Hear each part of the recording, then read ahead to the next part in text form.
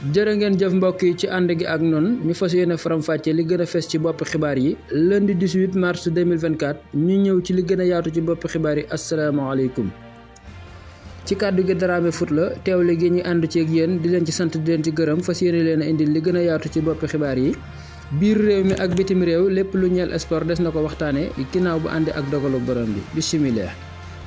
Nottingham Forest bu Cheikh Kouyaté ak kii nga xam moo di Moussa Niakhaté jël nañ ci li nga xam seen ay poñ maanaam waa Premier League ba sàkk nañ ci seeni poñ ba doyal ñeenti poñ leen ci daal di tibb bàyyi leen ak lu tolloog ñaar fukki poñ ak benn maanaam 21 poñ képp leen dese ci la nga xam moo di Premier League ba nu féetee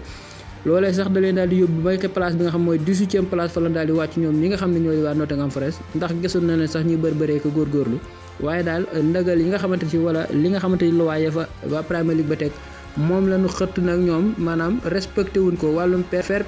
play financier boobee loolee daal ci lan daal di am ak jalgati tax sax ndogal yooyu wàcc seen kaw ba yóbbaleen li nga xam moo di jëyee joojule ki jëyee dalan keroog ci matcham bi nga xam ne ko doon football Barça ak Atlético muy Xavi Hernandez bile moom kat moom ñaari carton jaune yi jege lool sax tax ñu daal di koy jox bu xonk bi ci rouge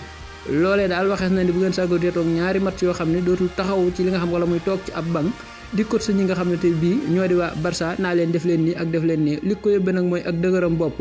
wala boog li nga xamante ni mooy xolam bu naqari te it ñàkk comprendre li nga xamante ni bii moo di arbitre yi Espagne yoo yëlee ndax kat arbitre yoo yëlee nee nañ daal seen njàng soriwut wala boog seen formation dese naa ñoom loolee tax sax muy toppante ak ñoom ba li koy dal di ko dal ci li nga xam moo di match yoo yëlee